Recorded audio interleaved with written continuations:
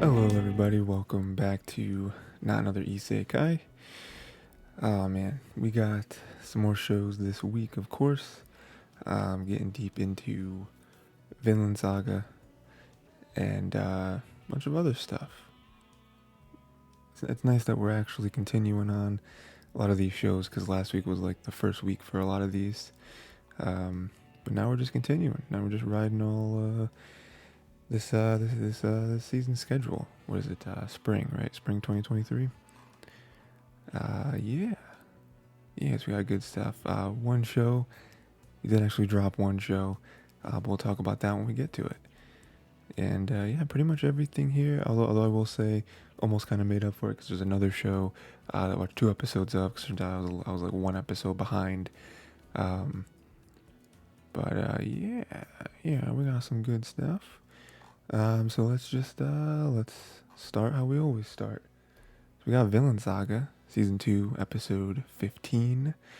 Um, this was this was definitely a big turning point. I think last episode I don't remember exactly the words I used, but last week was definitely more of a kind of like setup, a lot of backstory for Arnheid and Gardar, that sort of thing, kind of setting up who he is, and just giving more story to Arnheid because up until this point, she's just been like the girl that Einar was super into, and then just like the other slave, right? Like Einar and Thorfinn have their deal with Kettle, and Arnheid doesn't. Arnheid doesn't have anything like that. In fact, Arnheid super tied to Kettle, in a couple different ways. um, Seemingly also has his kid, so that's still something we didn't address at all this episode, I don't think. But now it's like the turning point. Now it's okay. So we have a big moment here where Gardar is free, right? He bit that dude's neck. That was crazy. That was like watch The Walking Dead. I don't know, like season. Let's see. So it was before Alexandria, so probably like season 4-ish. Because when they're still on the road, I think probably like season 4, maybe. I don't know. Rick did that to somebody. That was crazy. But yeah, Gardar bit that dude's neck. Went crazy. Which was really dumb because like that dude was getting way too close to them. Like I don't know. He he was dumb in the first place for actually being like, oh yeah, you can come over here and tend to his wounds. Like what? No. And like again, Arnheid, to me, Arnheid definitely didn't have that planned out from the very beginning. But like, come on, like what are you like? No, like how dangerous this dude is. I mean, we've seen him take on so many people at once. He did kill somebody, right? Like in the woods. Um, yeah, come on, like you crazy. And then Arnheid freed him, so they're gone. We have no idea where they are, right? Because I don't think we've seen them at all since then. No idea where they're going, but I'm sure we'll see them again. There's just so many things going on at this farm. There's one farm. There's so many points of interest, I guess. It's crazy. And then we have a nice little speech here with Thorfinn, and I really like the line where he was like, he said the line between soldier and slave trader is blurry. Because he himself was a slave, right? But then he was also a soldier. He was a warrior, and he saw a lot of stuff, right? That's kind of the entire entire first season, and why he has like this crazy PTSD in the second season. And so he says a lot of things, but it is really him, not I guess not really reminiscing, but him kind of going back into what he used to be, and why he can't do that anymore, right? Like he says, he can't. One more life is too much for him, that goes back to a few episodes ago where he was like, I'm not gonna hurt anyone anymore. I'm taking a stand, right? So that was, that was really cool. Just kind of reinforcing his own ideals, kind of having something for Einar to think about. And then I'm sure more and more foreshadowing as to what the upcoming episodes are going to be with what, probably what the different decisions he's going to have to make. Because I'm sure, again, we can't forget about Canute. That was a whole episode or two, of their base, what they're doing. Floki, all them guys, like they are coming. We still haven't seen Kettle and them return yet. I don't know where else would they would go. I imagine they are coming back here. Especially because that one dude was super after Thorfinn. I don't remember him from the original or from the first season. If he was like some sort of prominent character, or if he's just some dude that kind of knows about Thorfinn, I don't know. At the very end, we see that Snake is ready to hunt. Snake is there. He's next to Spherical. Spherical looking real sick. he's not looking great. But he's there, and he's got like his hand on the hilt of his sword, deep in thought, very, definitely, focused, but also angry, I would imagine. And so he's probably ready, but he's probably also fighting some stuff too, like internally, because I don't think he can leave the farm. They've escaped, right? Like Gardar, Arnheid, they're gone, and so he probably doesn't want to leave, especially because Spherical's still here. You know what I mean? It's probably tough for him. It's probably very tough, especially since he is supposed to be like, I was imagine, I don't know how true this is. I don't think I've ever like really like displayed real ranks among them all, but I always saw him as like the leader, the captain of all the different like bodyguards and stuff that they have at the farm. So for this to happen, for the whole Gardar situation to happen, I'm sure he feels very guilty for that, even though I don't know that he's necessarily the one at fault. I guess just by proxy he gets some blame. But I'm sure he himself probably takes all the blame. He's like, this is all my fault. I should have done more. I should have been more on guard. I should have, whatever, right? It's very similar to Thorfinn in a way where, Thorfinn puts a lot of blame on a lot of things of himself, even though probably many of them doesn't really have to. It's just his own guilty conscience, right? But yeah, that was pretty much the episode. Again, obviously the big thing, Gardar escaping, but we're not really sure, like, to me, I'm not really sure how much that affects the farm, because Gardar wasn't part of this farm anyway. I guess he did take on, oh yeah, I guess that's probably big. I mean, again, I don't know how many people know, because again, that was like confirmed, right? That Arnheid has Kettle's kid. I mean, even if she didn't, she is still Kettle's, so probably, probably see the severity of that aspect of it, where when Kettle comes back, because they don't know that Kettle and them are in trouble right now. I'm sure they're like, they probably don't want Kettle to come back and then be like, yeah, Arnheid was stolen. Especially if he knows, which he probably doesn't, because I feel like the way Arnheid told Einar that information, she was like, oh, he's gonna be so happy, he's been wanting this forever, so I feel like he doesn't know yet. But yeah, so that's probably why it's important, because otherwise it's like, yeah, I'm sure there's like codes and stuff that they try to live by, and so it's like, oh, you slave got stolen, it's my property, right? So we're gonna go after him. But I feel like even more so that like it's specifically Arnheid, and specifically that she does have the child. Yeah, not gonna be a good time. Next, we got Hell's Paradise, episode 4. I feel like not too much here. I feel like this was kind of another like middling episode. Just kind of a few things to note. Gabimaru still going crazy, still proving that he is probably the baddest man alive on that island. Just destroying these monsters left and right. It's crazy. Great fight scene, fight choreography, all that stuff. Very, very fun to watch. Then we have more of an introduction to Yuzuhira.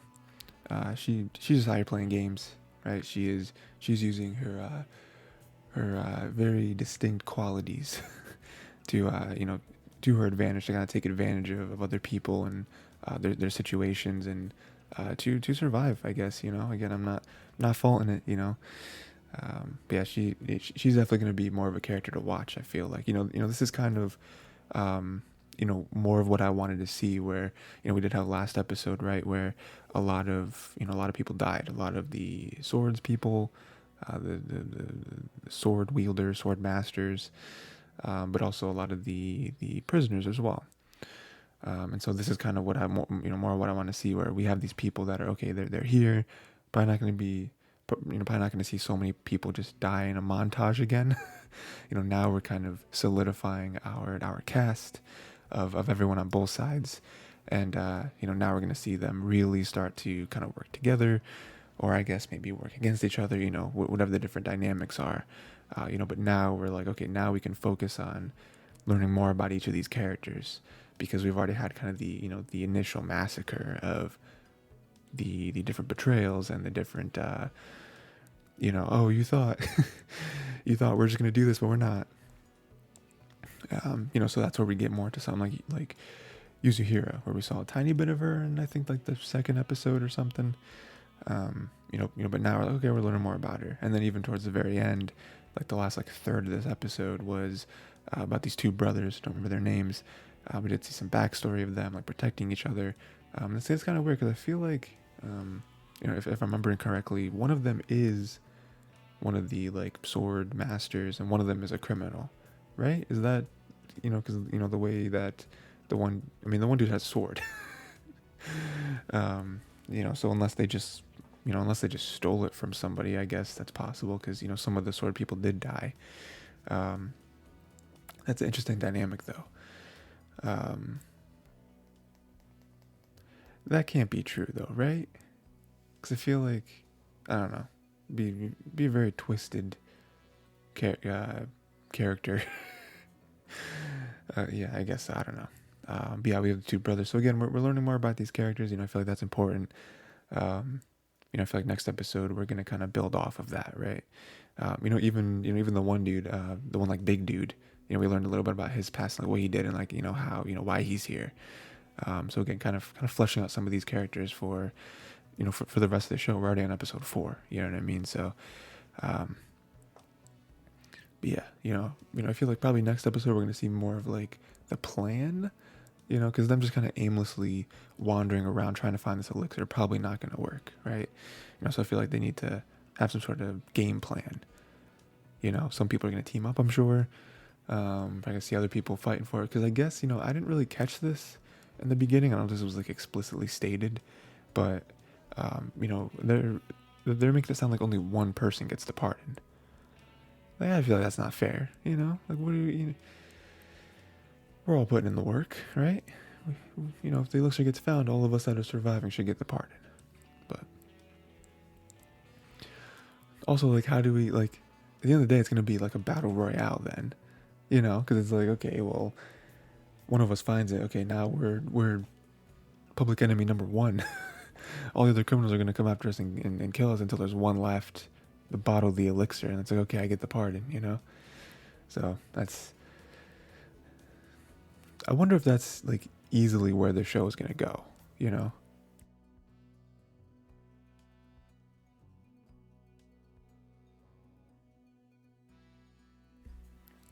Because like, well, I mean, first, yeah, because there's a lot of questions, right? Like, we're 4 episodes in. I feel like this is normally, by this point, this is when you start thinking about what the rest of the show is going to be. And again, I don't know. I'm sure this is based on a manga. I'm sure the manga is a million chapters, so I'm sure the 13 episodes we get here does not cover the entire manga, right?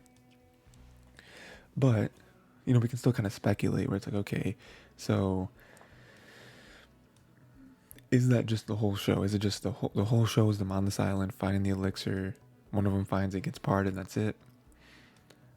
It can't be, right? Like, is the elixir even on this island? Is it even a real thing? Is there some other like secret story to all of this? Are there other players in play here other than just the sword people and then the criminals? Is there some like secret, like true purpose to this island? There's a lot of questions. Yeah. So next we got Konosuba, an explosion on this wonderful world, episode 3. still continuing on with this stuff. Still just putting in some weird situations. Um, we have this man that we're meeting again, Boo Boo Korori. Bukurori, yeah. This guy, just a weird fellow, just an odd guy. He's coming in. He's talking about like this. Like there's a girl that he's like pretty much stalking. It's not really cool there. And they like throw a bunch of books on him. They're like, this weirdo, get this weirdo out of here. Why is he still here? You know. But yeah, and then they like trying to help him, but then he like starts acting weird again, and it's like, why are we helping this man? Why did he turn invisible? It's not a this is the one power, the one spell that this man in particular should not know how to use. um, and then there's One Punch Bears, which is really funny. It obviously made me immediately think of One Punch Man Saitama. So yeah, they have the One Punch Bears, right? They take them out. But again, is this this show, this episode is more kind of displaying the relationship or the lack thereof between Bukurori and the fortune teller Soketo.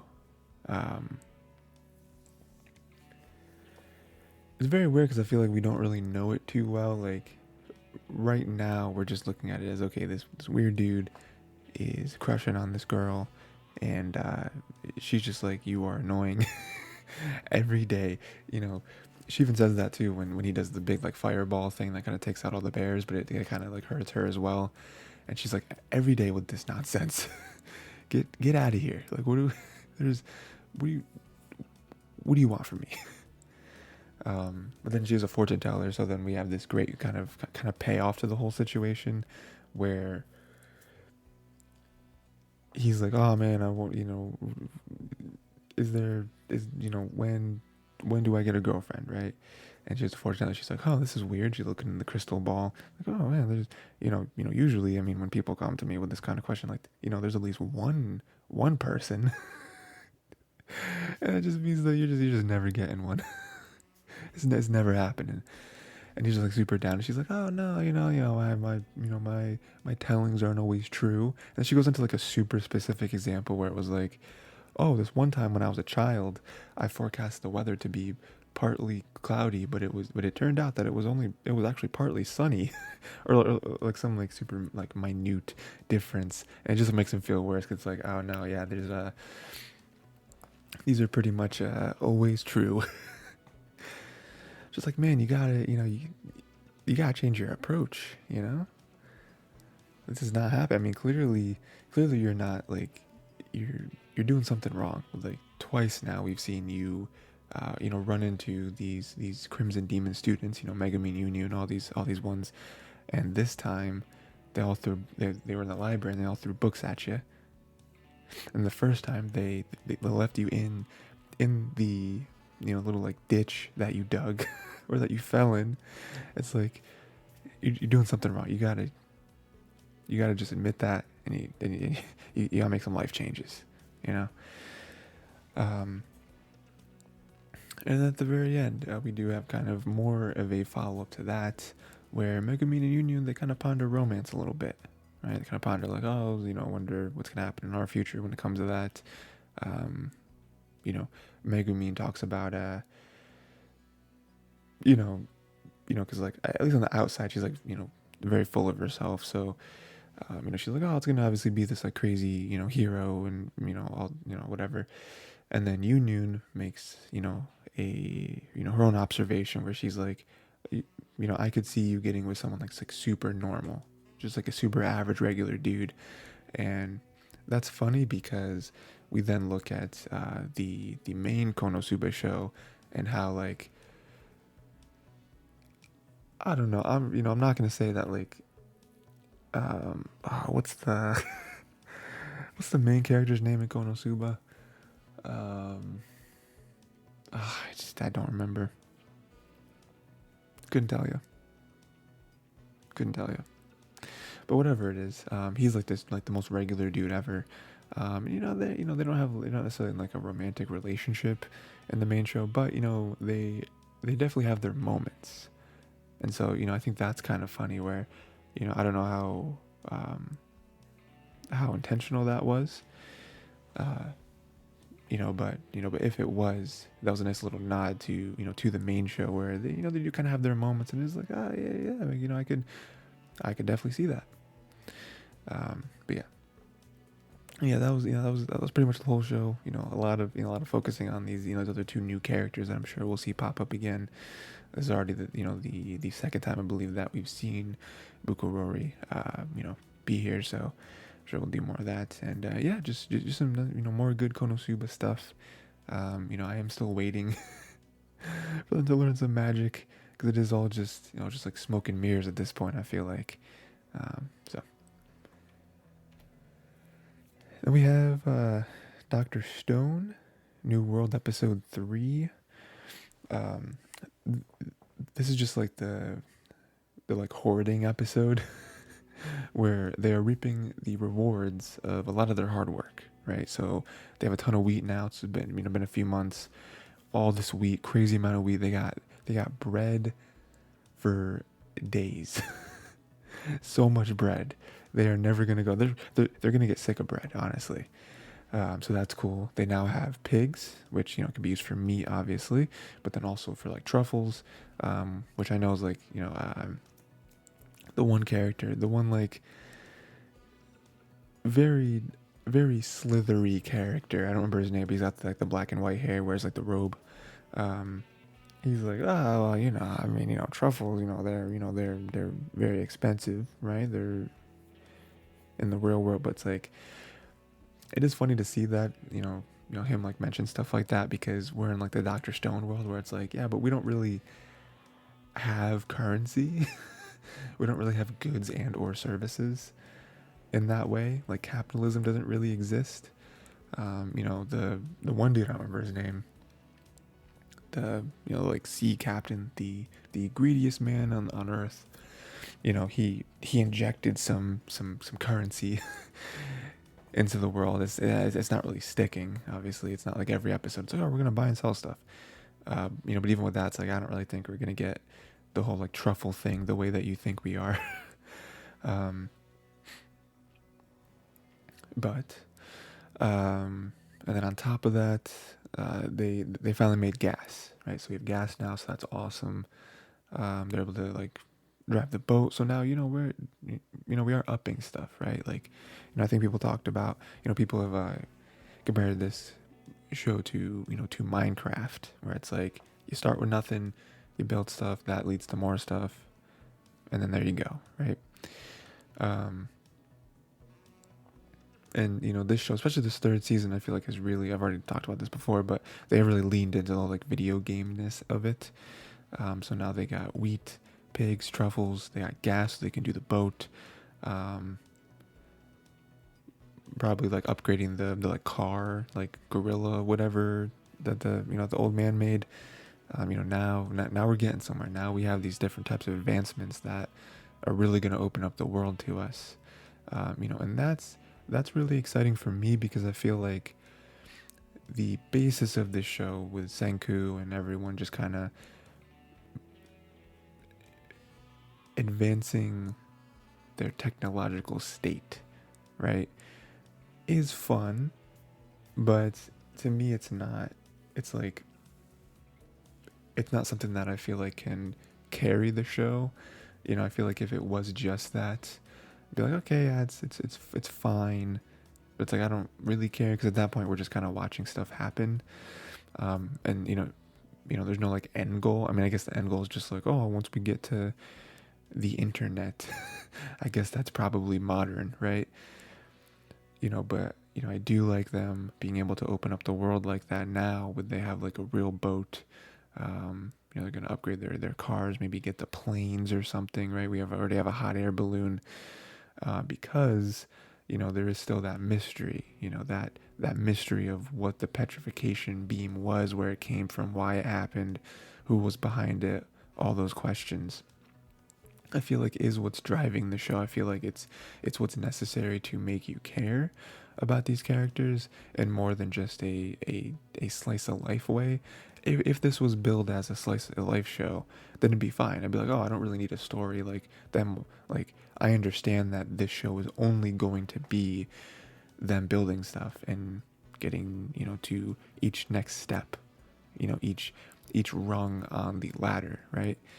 But it's not billed as that. We do have that the whole petrification thing, and they remind us of that at the very end, where we feel like we're getting some sort of Morse code, and the Morse code spells out Y, the word Y, not the letter Y, and that's all it is, though. But that starts them speculating as to, like, okay, who's on the other end of that?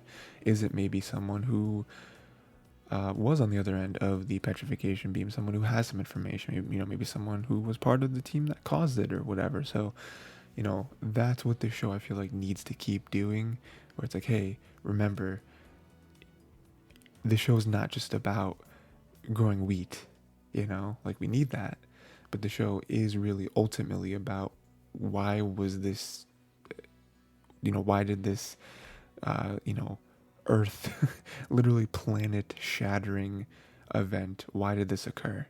And who was behind it, right? Was it just some random thing from space? Was it just alien? I mean, maybe it was aliens. Maybe, maybe aliens are here now. We don't know. But yeah, so good stuff. Again, I like most episode with them being like, hey, here's what we have now, and the very end being like, hey, here's something to chew on, right? Next we got Tonikawa, Over the Moon for You, Season 2, Episode 3. This one was just like a fun time, mixed with some pressure at the end. So for the most part, this episode was them just at the amusement park. We got Nasa and Tsukasa at the amusement park having a good time. Nothing really super of note. I do like the whole, like, Star Wars parody thing where Tsukasa knows a lot about Star Wars. She's, like, super into it, and Nasa's just like, all right, cool, and then Tsukasa's throwing out this trivia, and she's like, it's pretty common knowledge. And to mine, I'm just like, I don't know, if we are just looking at this as Star Wars, right? Like, I don't know that everyone just knows about Star Wars. I feel like people know a few things here and there. But again, that just kind of builds up her character, where it's like, what's one of the few things that we know for sure about Tsukasa? It's that she loves movies, right? That's like, behind Nasa, that's like her number 2 love, right? So that was cool to see. And it was just cool to see them having a good time, right? Hanging out. They got their passes. Yeah. And then on top of that, the other, the only other really big thing that I wanted to note was, they'd have this, like, little challenge where they're like, oh, we're gonna make each other's plates. It's gonna be like a little challenge, right? And you get to Tsukasa's plate that she made for Nasa. It's like, oh, it's so perfect. It's super thought out. Like, all the food, like, meshes really well with each other. Like, the different, different, like, sides and everything. And then the plate that Nasa made for Tsukasa is, like, just nonsense. Like, none of it melds well. They got the super cold food next to super hot food. It's like candy and trash, and then it doesn't make any sense, right? There's no synergy on the plate.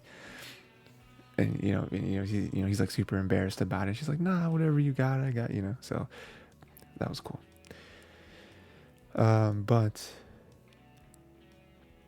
that's pretty much it with Nasa and Tsukasa. I feel like the more dramatic portion of the episode was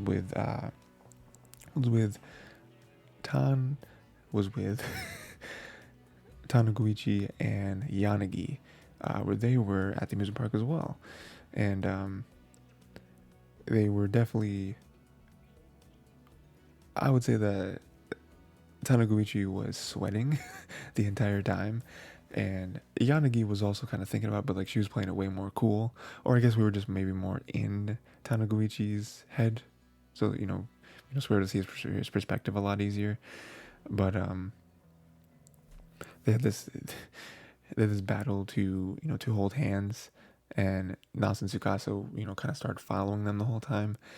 And it was funny because it was like, oh, they do, they're not gonna do it, and they didn't end up doing it.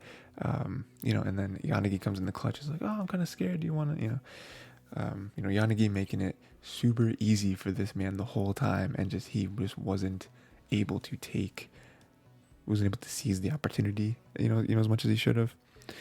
And at the very end, they do confess to each other, and it's like, yes, perfect, It's funny because we can't really have those moments anymore. This is something I probably mentioned oh no, I guess I didn't mention because I didn't watch the first season on the show. But this is something I mentioned with other rom-com shows, slice of life, whatever, is that like it's tough for the most part, it's tough to have a compelling story in anime when the couple is already a couple, because usually 95% of the time the story is them getting together.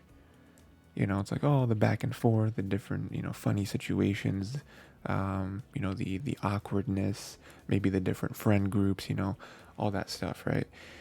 And so for, Tonikawa to be a show where the first episode they get together, it's like, okay, how compelling is the show? And the first season was really good. There was still a bit of some there's like different wacky situations and all that stuff.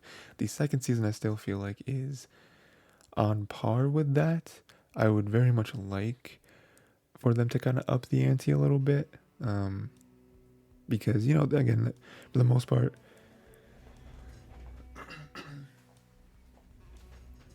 the show is still still very entertaining, but I would like for this to be more than what it already is, what it already proved that it could be in the first season, because right now it's just like, oh, we're just kind of going to different places, I don't know. It is only episode 3, so I don't want to write it off as just like, oh, they just did season 1 again. But I hope at some point we do see a little bigger stakes. Again, I don't need any like super like tough conflict necessarily. Because then we have moments like this where it's like, oh, well, where do we show this? It's like, oh, well, we show it with 2 other characters where they have kind of an awkward time and they do confess. And it's like, oh, it's nice, right? But yeah, good stuff for the most part. Next we got MASHLE, Magic and Muscles episode 3, and this, I mentioned earlier, this is the show that I dropped. Again, it is pretty much just for all the different, the different critiques that I had of it last week, where I said that, this show is really the one show that's on the edge for me.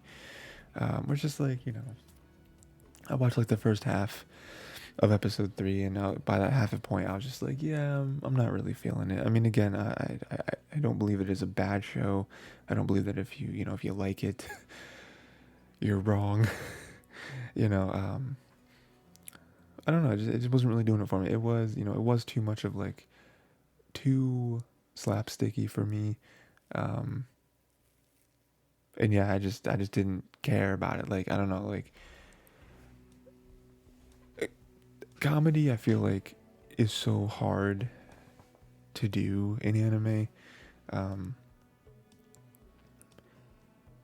With it being just comedy, like you got romance and comedy, okay, you got comedy and we look at Konosuba, right, where it's like it is comedy, but then we have a bunch of like the fantasy elements. We have like the whole like Isekai. I guess this this spin-off of Konosuba, the like Megumin stuff. I guess there's no Isekai because we're just dealing with the people who are in the world. But I feel like Konosuba is one of the few exceptions to it. Where it's, oh no, this show does comedy very well. It is one of the few exceptions. So to me, MASHLE just didn't really work for me. Like I feel like I've watched 2.5 episodes and like I know what the show is. Like I don't really feel like I have to watch it. Kind of, I can like see all the different scenarios that he could be put in with the whole like magic school stuff where he doesn't know magic, and so he's doing it all with just his weird physical abilities. You know, like I feel like I don't really need to watch the show. I feel like I already kind of know it. Um, so yeah, dropped it. Maybe it'll be crazy. Maybe it'll end up being top 3 show of the season. I doubt it. And it has nothing to do with MASH. It has to do with the crazy stack season that we have. But it's like, it just wasn't really doing it for me, unfortunately. Next, we got My Love Story with Yamada-kun at level 999, episode 3. This was cool. This was a nice setup episode for me because we were setting up more feelings that Akane has, and then also introduction to, in real life, Ruri. So we have that we have towards like for most of the episode. We see that Akane is very jealous that she found Yamada and Ruri talking. Even before that, we had the moment where we see that younger girl with Yamada, and she was like, "Oh man, I wonder who that is." Oh no, she's like clinging on to him. Oh no, what is this? What's going on here? I was like, she seems kind of young. I don't know that they're like together. I can't really tell how old she is, but she seems like not like a child, not like 6, but like definitely still a kid. Maybe like 12 or like 14 or something. You know what I mean? Like, I mean, I guess. How old is Yamada? Isn't Yamada like 16, 17, something like that? Anyway. But then the big moment is that she sees Yamada and Ruri talking in the game by themselves. Oh, we're getting stuff done, and then even even Akane, or not Akane, even Yamada is like, oh yeah, it's just nice to be just us two, we're able to get so much done, it's just us two, until that kind of hurts Akane. I mean, first off, just like from a human perspective, where it's like, oh wow, they kind of sounds like they're saying they don't want me around, and I'm a liability. That sucks. But then also with the perception, Yamada's a guy, Ruri's a girl, they're together. Are they getting closer? Are they pushing me out? What are my feelings for Yamada, right? So that's tough. And then she sees them a couple more times, I think, and she definitely feels like that younger girl is Yamada, or is Ruri. I wrote Yamada for some reason. Is Ruri, right? Because it's like, it just kind of matches the style, and I guess it's a really dumb, but I guess in her mind she looks at that person's in real life like style, and it's like, that matches the character, which is like not one for one. It's like, it's I don't know. I guess maybe you could look at someone's like in-game avatar and be like, oh, that's clearly their thing, but it's like you don't necessarily like dress up a video game avatar as you dress up in real life, At the very end, we see that was a bold assumption, because that wasn't her. The blonde guy is Rory in real life, which is funny because he had like super extensive knowledge, so it makes sense. It's like, oh, of course that's like the guild master. It's like, oh, you can see how much knowledge he has of the game, and it's funny, and it's also flipping the script. It's like, ooh, it's a girl avatar, but it's a guy who plays it. Where it's like, oh yeah, of course that can happen. You can be whatever you want in a video game, right? Again, it's not one for one, so that's funny. That's interesting. That might change some things. That is the setup. I'm sure episode 4 will pick up right where episode 3 left off, with them meeting each other. I don't know if they said who the girl is. I feel like the girl is like one of their like little sisters or cousins or something. Yeah, I mean, like she had this. I mean, I'm pretty sure she was blonde, so I felt like she was maybe like a sibling or something to Ruri. But the way she was clinging to Yamada, maybe it's actually Yamada's sibling or whatever. But we'll see. And yeah, that was pretty much the episode. Again, I like this kind of like more development. Obviously I can't wait to hear more of Ruri. It's gonna be great. I love their character in game. But then also, you know, we start seeing more and more of these feelings develop on Akane's end. So we'll see. We'll see what happens. Next, we got Skip and Loafer, episode 3. Yeah, this one was, let's see, what was this one? Oh yeah. Oh. We had, Kurume. That was like the big addition to this episode. Is just, hey, we're gonna have more characters for us to love, expanding the friend group. That's always what you like to see in these little like slice of life type shows. And we see that Iwakura is a little intimidating to Kurume. It's kind of both their faults. Kind of on both ends, where it is like, yeah, Iwakura can be a little intimidating, you know, a little just like, not like suffocating, but like headstrong isn't really the right word. I don't know. She can be like kind of, you know, intense, I think is the word I'm looking for. And she doesn't really mean to be, but she can be. But then also on, you know, on Kurume's end, like she doesn't have any friends.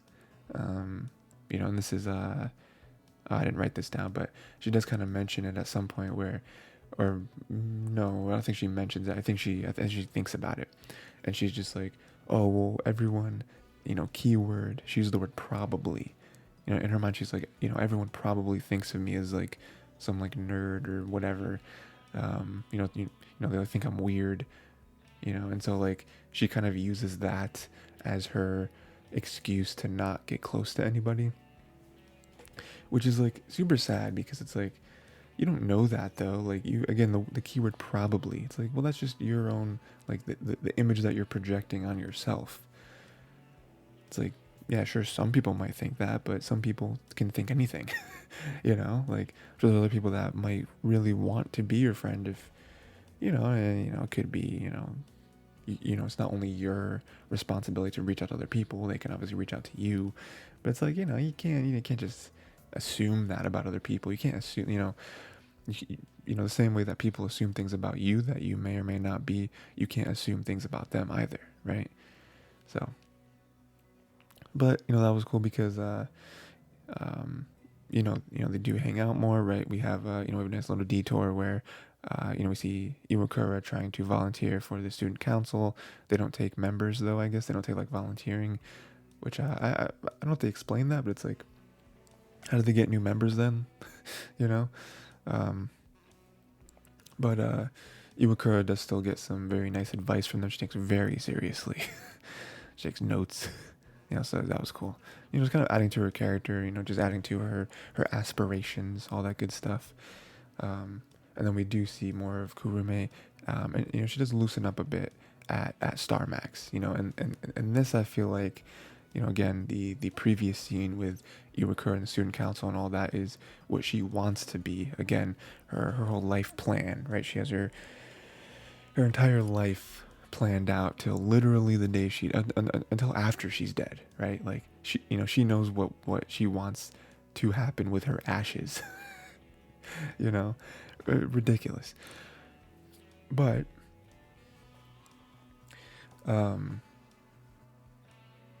in the now, right? Like in present time, we see more of kind of what her character can be.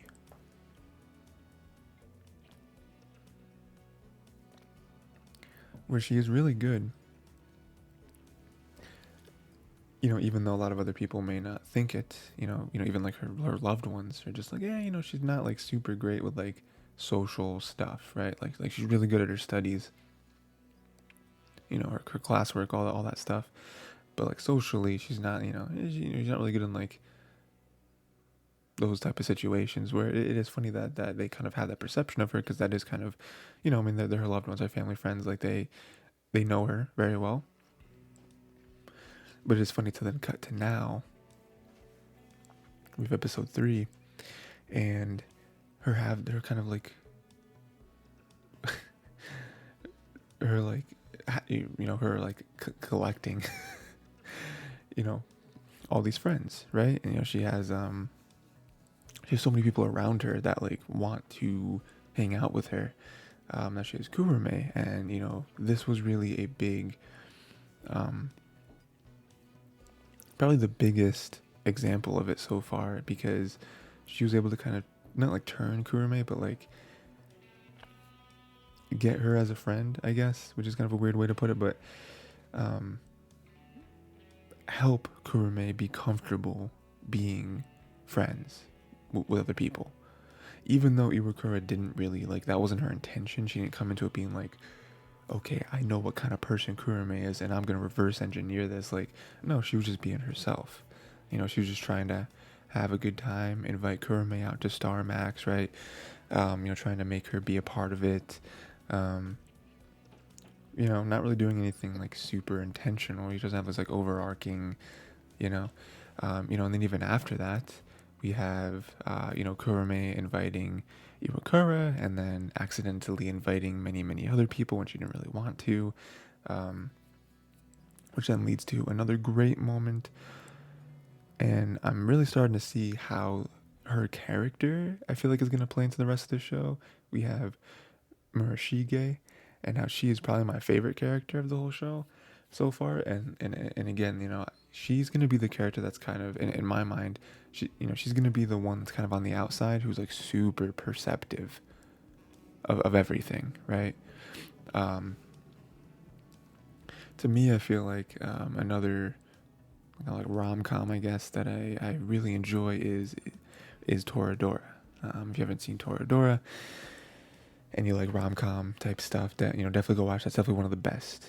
For a long time, it was my favorite anime of all time. I don't know that I can say that now, just because I've seen so many more, but still really, really, really good.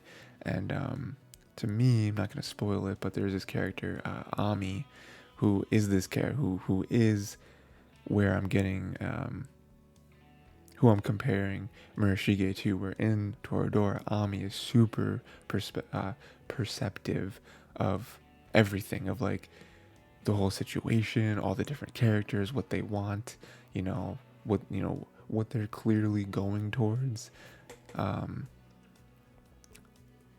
Yeah, it gets crazy. We're like, I don't know. It gets crazy. I don't want to spoil Toradora, but this is kind of what I'm getting here, because she has this moment where she kind of pulls Kurume aside and she's like, "Hey, you don't have to force yourself. I know that you're, I can tell that you don't really vibe well with people like me. I can tell that you only wanted to invite Iwakura to all this. So it's like, hey, don't force yourself on anyone. Like, you don't have to force yourself to interact with me or anyone else that you don't want to. Just be comfortable and have fun, in whatever way you can." And that is really nice, but I feel like it does kind of hit Kurume as well, because in her mind, again, with her trying to, she has this own narrative about herself that she's like, oh man, she would only, like in her mind, she'd only say this to me if I was coming off a certain way, and it's like, I don't want to be that, I want to interact with all these other people, I want to mesh well with everyone, but because of who I am and what I come off as, and it's just like, again, like her own insecurities are showing. So yeah. But then at the very end, we do have again Iwakura doing these things very unintentionally, but she's able to bring people together, right? Where she talks about joining Camp Caramel and Camp Salted, and it is almost like a metaphor for Kurume and Murashige, where it's like there are two different people, and you would think on paper they wouldn't mesh very well, right? Just because of different personalities and all that. But then she uses caramel and salted, or they perceive her using the different popcorn flavors to be like, oh no, these two things together actually taste incredible, And again, not doing it intentionally, but Murashige and Kurume kind of laugh at the whole situation, and then Kurume texts Murashige and is like, "Hey, I'm sorry about before. I would like to get to know you better. We should hang out after this or something." It's just like, oh yes, And again, it is funny because after all this, Iwakura sees them together and she's like, "Oh no, I guess I misunderstood. I guess they are getting along." And it's like, "No, you dummy." You wonderful you're the one who kind of brought them together. You know, you just don't know it. And so again, that kind of goes all the way back to the original point where it's like she does have this reputation for not having like any real social skills, right? But it's like not only does she have all these people that like her and want to get to know her and want to be her friend, but she's bringing other people together. Just like it's incredible, you know. And the one girl's still with them too. Like I didn't write anything down about her, but like she's terrible. She sucks. You know, get her out of here. Why is she still here? You know, I'm sure they're probably gonna turn her at some point. They're probably gonna turn her character and be like, oh, I understand why, you know, what I was doing, and I don't want to do that anymore. I see the error of my ways and whatever. But it's like, get her out of here. Throw it in rice. You know. But yeah, so still a great show. You know, again, I love the introduction of more characters. You know, I love them still building Iwakura's character. It's gonna be interesting what they are by the end of the show. Again, I don't believe. You know, I'm sure this is based off a manga of some sort. I'm sure this one season probably doesn't cover the whole manga. Maybe it does. I don't know. You know, but it is interesting to see. You know, maybe if Iwakura gets to a point where she abandons her her whole life plan. You know, maybe she realizes that that's not what she wanted to do. You know, we'll see. We'll see, right? Next, we got Heavenly Delusion, episode 3 and episode 4. This was the show that I realized I was one episode behind in. And I finally realized, finally decided to catch up, do a double episode. I didn't do it with episode 1 or 2 because I was like, well, I don't know if I'm going to like the show enough. You know, if I'm not going to continue the show, I don't want to double up any week. But, you know, the show is very good, very, very interesting. So we are going to continue it. So we have this crazy thing with a yes, we do have the continuation of the flashback with the Kuriko and the brother. Kuriko is Haruki, and you know, they have you know, because she talked about, right, or he talked about, right, that you know, she crashed into the brother. But see, that's not what happened though, unless I completely missed it. But it's like that's not what happened though, right? But anyway, there's a man-eater on the track. It's visible, and you know, Haruki tries to fight it, but he gets eaten. He gets eaten, like the whole lower half of his body and his arms just gone. So that's rough. It's like you're not coming back from that, unfortunately. Like maybe just like an arm, a leg, the whole lower half of your body and your arms. Nah, you're probably gonna bleed out in about 2 minutes. So, but yeah, so that's very tragic. And the big reveal, right? So remember the last episode, I was like, oh, she, you know, or he, is trans. I'm like, oh, that's cool. You know, representation in anime. That's always great to see. Turns out that's not. It's not quite what it is. It's not quite. You know, I feel like they kind of baited us a little bit. You know, which isn't cool. But you know, I guess I can't. I guess I can't really have an opinion beyond that. So, you know, we're just kind of leave it there. Turns out that Haruki gone, dead, presumably. I haven't seen the body, but you know, Kuriko is saved, right? Because you know she was messed up. She was very messed up. Saved by some doctor, and she wakes up and she believes that she's actually Haruki in Kuriko's body, right? And that kind of explains everything, at least from Kuriko's perspective from the first 2 episodes, where it's like, okay, we're finding, this whole mission is, okay, we got to get Haru, right? That's his name. Is it Haru? Because is the boy's name Haru? Because that's actually really weird that the boy's name is Haru and the brother's name is Haruki. Yeah, that's like his name can't be Haru. It's gotta be something else, right? Whatever, it doesn't matter. And I forget where I was. Yeah, so um, the whole point is that they're trying to find heaven because they're like, oh, we gotta find heaven to find the boy to inject the drugs and all that good stuff, right? But they're also Kuruki is trying to find the doctor, right? And we're like, oh, was it for? Now we know why, because Kuriko believes that that she's Haruki in Kuriko's body. We don't know how true that is. Um, obviously, everyone else there is kind of like, oh, it's trauma, right? They're just like trauma messed with her mind. So she believes that she's actually the brother to like cope with whatever, right? We don't know the truth because I guess from our perspective that could be true. Where it's just trauma, like there's no way.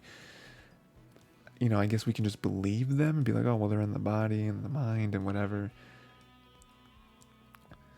I mean, I would like to believe it because that makes it very interesting. Because that's why they're finding the doctor. Because they go to the doctor and be like, what did you do?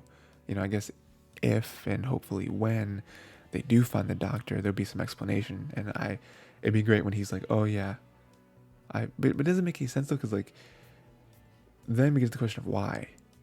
It's like, oh, was it like Kiriko's wish to be like, put his mind in my body?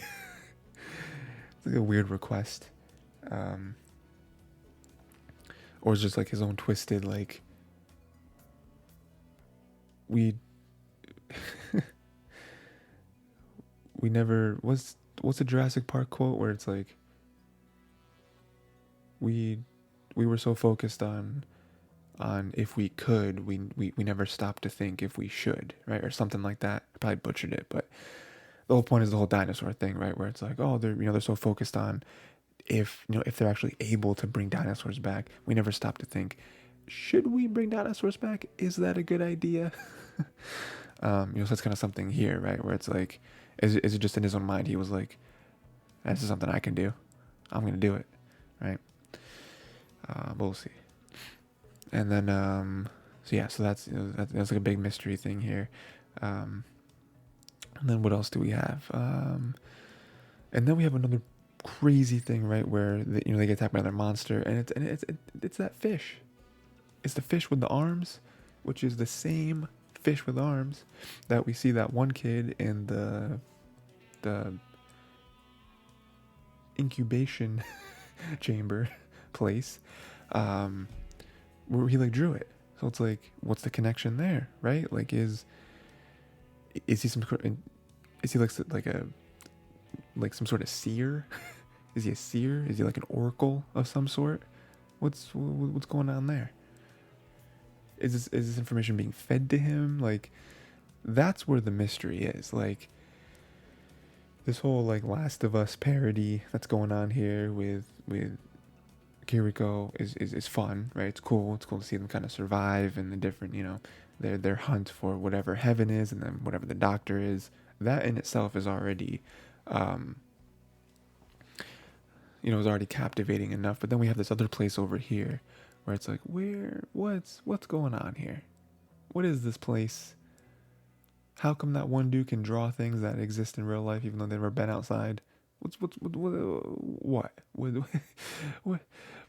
is this? What's the point? But yeah, and then let's see, and then they find some weird looking babies, some freaky looking babies. I don't know what that is. And the students have some weird, like some really weird sexual urges. I don't know if they're just growing up, but it's like, guys, this is some weird stuff here. And they're like monitoring it. And I'm like, I don't know what's happening. We never taught them this. It's like, yeah, but are they human? Is that going to be the twist? Where these kids aren't human? Is that why they get the weird looking baby things? I don't know what's going on. And then the one dying kid warns Tokyo that this place is dangerous. You gotta run. You gotta escape. The place is dangerous. It's okay. All right. We have too many mysteries. There's too many questions, not enough answers. All right. What do you mean this place is dangerous? How do you know this place is dangerous? What have you seen? Is this weird disease thing? Is it like man-made? Like the adults? Is it something they know about? Like, is this some weird like test chamber thing? What is happening? Again, I'm sure with many other people, or I'm assuming many other people are comparing this aspect of the show to Promise Neverland. You haven't seen Promise Neverland? Watch the first season. Second season you can skip. You know, they say second season. It's not worth it. First season though, very very solid first season, and there's the whole reveal in that season as to what that place is, and it's like, whoa, that's crazy. This place way more complicated. Promise Neverland made sense. I was like, okay, I got it. That's crazy. That's freaky, but I get it. It's very simple. This place, don't know what's going on. What is happening? So, and how does it connect? How does it connect to Kuriko and Haru? I think is still his name. Again, weird that his name be Haru. The brother's name is Haruki, but I don't have the facts to back it up. So, but yeah, a lot of stuff. So I'm very this is one of the shows where I'm just like interested the whole time. Just like I need answers. I can't sleep. I need answers. You know. Yeah, I knew that was gonna happen. Next, we got Demon Slayer, Swordsmith Village Arc, Episode 2. Yeah, this is great. This is, we're seeing more of the Hashira, Muichiro. He just knocked Tanjiro out. He was like, listen, man, I don't have time for this. Boom. Took him out. One Punch Man over here.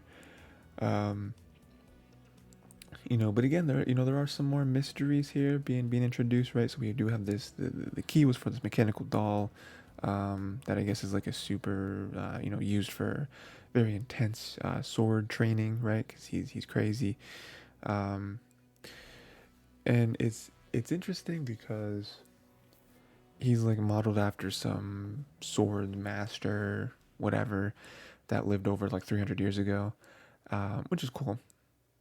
Got 6 arms because apparently his skill could only be emulated if you gave the doll 6 arms. But the connection to Tanjiro is that was the man that he saw in his dreams. So it's like, I've never heard of this man before, never seen a painting of this man before in my life. So how is he in my dreams? There's gotta be some connection, right? Even the kid was like, oh, it's gotta be like from your ancestors or whatever. It's like, oh, I wonder what this kid is from. Again, he's got very similar earrings, if not the same earrings that Tanjiro has. So that kind of makes you think like, oh, the very like, what's the what am I thinking of? I was gonna try to like hit you over the head with it being so obvious, but it could be one of Tanjiro's ancestors, right? Could be a descendant to this great man. Because it's like, again, I've never seen this man before, so it's like, how is he in my dreams, right? That's gonna be cool. I'm sure we're gonna see more of that. I'm sure there's gonna be like, there has to be some like answer to that. We can't just be like, oh yeah, that was weird. Anyway, we're gonna get back to this other story,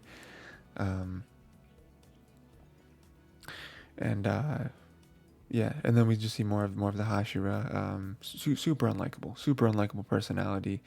Again, there's no, I like what Tanjiro says, where he's like, I'm not sensing any malice.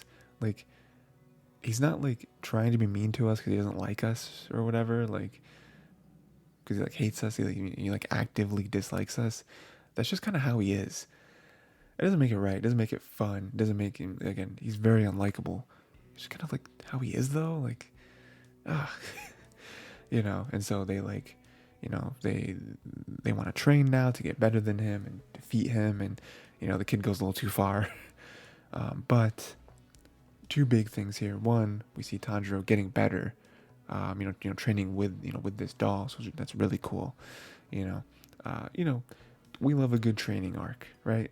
We love to see someone get better. Let's see different trials and different like exercises and whatever that a shonen protagonist has to go through to get better.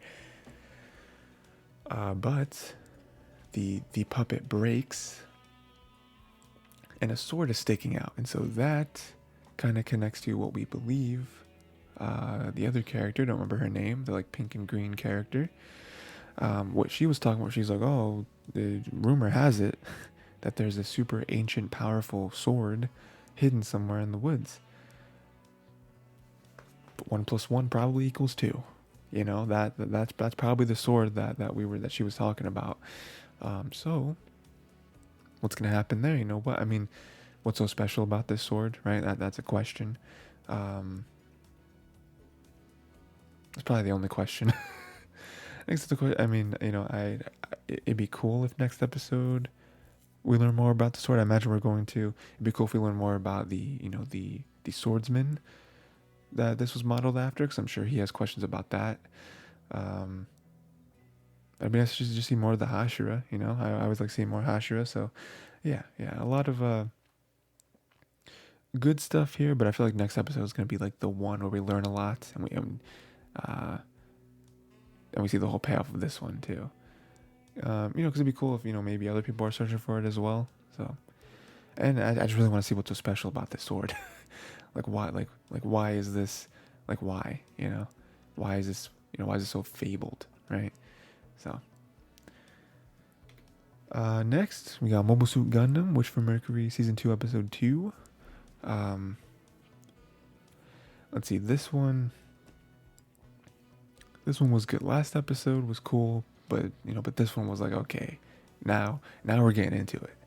So we learned at the beginning that Prospera was indeed kind of using Suletta, kind of like, masking it as like, oh, well, this is what she wants to do, which it is. She always talked about wanting to go to school and all that stuff. So bringing her here was what Suletta wanted, but it also very much plays to the hands of what Prospera wanted, and the Miorine's dad, all that good stuff with the whole like Gundam, like how Suletta is very special. She's a very special Suletta user, and we'll kind of get to that at the end. But yeah, so Miorine didn't very much like that, but she can't really do anything about it, unfortunately. And then we have pretty much the big battle royale at the end with a bunch of different people. It's open to all competitors, right? The problem here though is that the Earthians don't have the like school protocol or whatever, so they are going for the kill.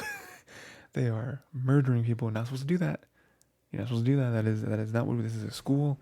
We don't kill people. What are you doing? But Earthians don't care, because again, they're not really here for school. Like, I don't understand. Like, the fact that they're still here is mind-boggling to me. It's like they were the ones that caused so much distress. Like they were here. Why are they enrolled in this school? It doesn't make any sense. But yeah, then we have the very end of that, which raises a lot of questions, right? Raises a lot of questions. Sophie and Suletta are going at it, and Sophie kind of, injects this idea into Suletta's mind, where it's like, what was the Ariel made for? If the Ariel was built to bring people together and to help people and save people and be this bridge, supposed to be different, right? It's not a Gundam, it's this other thing, right? Why is it so strong? Why does it have so many different weapons at its disposal? Why is it just this like killing machine basically? And so Suletta initially rejects the idea, but it does kind of make her think, where she's like, what was the Ariel built for? Like, she wants to believe that her mom is correct in everything that is truthful, in everything that she's been told so far. But Sophie kind of raises a point, right? And unfortunately, Sophie dies. Suletta is not happy. She's very taken aback, right? She's oh no, cause she thinks that she might have killed her, but no, the other Earthian or whatever is like, no, like, Sophie died well before you had the chance to kill her. But then again, raises another good question, another thing to kind of affect, in a good way and in a bad way, infect Suletta's mind, which is like, she died because of the whole Gundam disease or whatever, right? Like all all the Gundam users who who are specially made for that, like they die from it. We all suffer from it. So why don't you? What are you? You know? Very harsh question, but a very valid one because Suletta has never had that like weird glowing thing that we've seen. She's never been hurt by that. Like we've seen her, we've seen the whole Ellen thing, right? Like what are you? And so another question gets raised at the very end where I believe they were talking about Suletta, or we're just insinuating that, that Suletta is similar, where it's like they were like a Gundam that was turned into a human or something like that. So it's like another good question where it's like, what is Suletta? Like, what is her purpose? How, like, that, and then the what is, what is the Ariel? It's like, and then the whole like question beginning with Miorine and Prospera. It's like, there's a lot of things going on here. There's a lot of things going on here that I really think that this is what the whole second season is going to be about. Is going to be uncovering a lot of these truths, because the whole first season was just like getting Suletta here, building the relationships, getting the Gundam here, and kind of like putting that on the map. And the second season, I feel like, is going to be a lot of sleuthing, a lot of like, we need answers because this is ridiculous. Something much better, I feel the second season is going to be is kind of cracking everything wide open as to what is the purpose, what is everyone's true motives. And I feel like it all revolves around Suletta. Everyone wants a piece of Suletta. So, and I feel like Miorine is going to be a huge part of that, because Miorine just kind of loves Suletta, I feel like. But I don't know. I mean, she's gone back and forth where it's like, I feel like sometimes she's been like, oh, it's purely transactional. Just like, oh, that's not what Suletta wants to hear. Because she likes you for real, So, whatever. We'll see though. Next we got Insomniacs After School, episode 2. This one was great, right? This was a great follow-up to episode 1. It was great. So at the very beginning, we have, kind of setting the baseline for their relationship. Nakami does not think that he and Magari should be interacting in the public. I didn't really like that at first, because I felt like he was just kind of like chickening out of putting an effort into a relationship. Again, even just like a friendship, not necessarily a romantic one. But then he does raise a good point where he's like, well, we haven't really interacted at all, and we don't want them asking questions, and then, it might lead back to the observatory, and, you don't want to be forced in a situation where we have to expose the whole, like, the whole insomnia thing that we both have going on. So he does raise some good points. I feel like there are definitely ways around that where you can just be friends. You can just kind of, like, people become friends every day. Like, I don't know. But for now, I guess it makes sense. Then we have them kind of sprucing up the place. They have a cat, Two-chan. So that's cool, I guess. Two-chan. But then they get caught, right? They get caught, which we knew was going to happen, right? We knew at some point they were going to get caught. Didn't really, I guess, think it was going to happen so soon. But I guess it kind of had to for the story to progress, because it's like, if the story is just them kind of sneaking around the observatory, I feel like it was boring. So I feel like them getting caught in the beginning and then having to develop something else makes sense, and it really helps the story. And so, he decides, I'm going to join the astronomy club. Magari, I guess, will join as well. The doctor or the nurse, Kurashiki, is going to be their advisor. So that's really cool, because she came around, because she was the one who caught them, and she was like, I'm going to be the advisor, because I guess she probably knows. I mean, she definitely knows about Nakami's insomnia, because we've seen them talk about it in episode 1. I'm assuming she probably knows about Magari's insomnia as well. Yeah, because even in the point in the scene where he got caught, I think he kind of alludes to the insomnia as well. But again, Magri doesn't really talk during the whole thing. So again, I'm not sure, but it's probably safely assumed that she's aware of her insomnia as well. But yeah, that's great because then it just gives them another excuse to hang out, gives them an excuse to stay at the observatory, um, all that good stuff. And they do this the like starter astronomy thing where they look at the moon. It's like you can see the moon with your eyes. We look at that thing, and again, that right there I think is another moment that I think builds on the relationship. Where it's like, oh, we're together, hanging out at night, at school, all that good stuff. And, she even says something at the end where she's like, I'm going to go to the moon and then look back at you or something. I don't know, but something weird like that, which is kind of like, oh, kind of makes him blush a little bit. And she's like, I just wanted to say that, but like, again, the whole like playfulness that we get in romance, slice of life type shows. So that's cool. That's cool, man. Again, I don't necessarily need them to get together. I don't know if the show has a romance tag or not. But I feel like they are building it up very nicely to them getting to that point.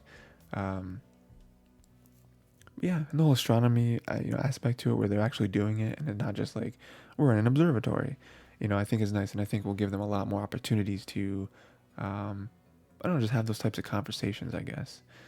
So yeah, good stuff there. Love this show. Again, this is a show that I feel like is gonna be the dark horse. I feel like this show is gonna come out to be like really, really, really solid. Then lastly, Oshi no Ko episode 2, not an hour and a half special. As much as I love the show, can't do that every week, but it makes sense that they did it the first week. So yeah, we have some nice developments here, I think.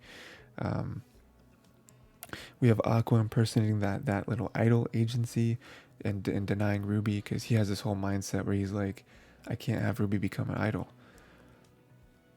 Because, he's obviously traumatized forever by what happened to the mom, and it's like, again, there's no guarantee whatsoever that same thing is going to happen to Ruby, that she's going to also be murdered, but he is very much aware, not only because of but also because it's, a pretty well-known thing, I feel like, of how idols do get treated, and the dangers that come with being an idol, and also just how hard it is to maneuver in the industry, right?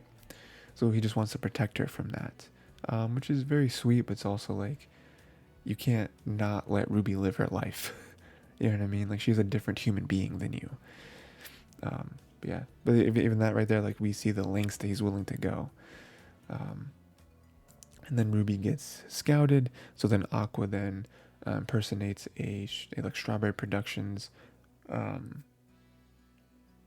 member, I guess, and kind of interviews the one of the members of the group that scouted Ruby, and kind of gets some inside information. So again, we are kind of seeing the extent that Aqua will go to protect Ruby, which is again very, very nice. Kind of overboard, but still very, very nice. And then that eventually leads to Ruby signing with Strawberry Productions instead, so that he can, so that she can speak close to Ruby and the mom. Don't remember the mom's name. Again, kind of the best situation for Aqua, because again, he's not going to be able to stop her from becoming an idol. So the fact that they were able to convince her to sign here with the home team, so that he can kind of help out and keep an eye on her and all that stuff. Best case scenario for them. Not sure it's the best case scenario for Ruby at this point, because Strawberry Productions is very small. They don't do idols. They barely really do anything at this point. They're kind of just riding on the coattails of what they've been. But we'll see. Hopefully Ruby being here and them, her literally being family, will kind of inject some life into this production company. And then we see on Aqua's side that Aqua still does stuff with the director. He still hasn't given up. He is still here. His plan is to still move up in the industry. You see him doing editing, for the director. You know, getting some connections, doing some acting work. So his plan is to still get into the industry and get big enough, get the certain type of connections that are required to find Ai's, you know, their father, I guess, right? Yeah, their father. So yeah, I can't wait to see their relationship develop more, to be like, what's the director really think of all this? You know, does Aqua didn't tell the director that this is why he's doing it, did he? I don't remember. I don't think he did. If not, it'd be interesting to see if he ever does tell him. I'm trying to find my dad because I think my dad killed my mom. I was gonna be like, all right, that's a lot to unpack. And then at the very end, we see that Kana is here again. You know, the girl, the child prodigy who could cry at the drop of a hat, or whatever the phrase is. So we see her again. So that's cool. That we see. I mean, she's a recurring character. I don't remember why we saw her at the end, but it's cool to see her. You know, hopefully we see more of her. You know, because I don't know. I mean, I don't know. It's cool to see recurring characters, right? You know, especially a character like that like vowed that she would get better and like meet Aqua again, because, you know, she felt like she was trounced, you know, during that that like movie role, right? So I wonder how much better she is, all that stuff. So yeah, again, a good second episode. Again, we're seeing both of them kind of move up in their thing. You know, Aqua kind of trying to move up in the whole acting movie scene, you know, and then Ruby trying to be an idol. She's signed now, so it's like, okay, what are the next steps for her? So yeah, them both trying to move up towards their goals. Yeah, and that is it. That is the show for this week. Again, good stuff. Again, I feel like a lot of these episodes, I mean, we're still in the very beginning of these shows, but a lot of these episodes, I feel like we're very much like set up, more kind of development of the main characters, and I feel like as we move on to lots of, some of these shows are still moving on to episode 3, but a lot of them moving on to like episode 4, and so this is really where we get, into the thick of it, into what the story really is, and more like crazy situations and all that stuff. So yeah, good stuff though. Still a super, super, super solid season so far. Yeah, good stuff. So yeah, let me know what your favorite shows are so far of the season. It's tough for me, man, 'cause it's like, oh, there's so many. like really all of these are bangers. But yeah, and that's pretty much it. That's gonna be it for this week. Until next time, watch more anime.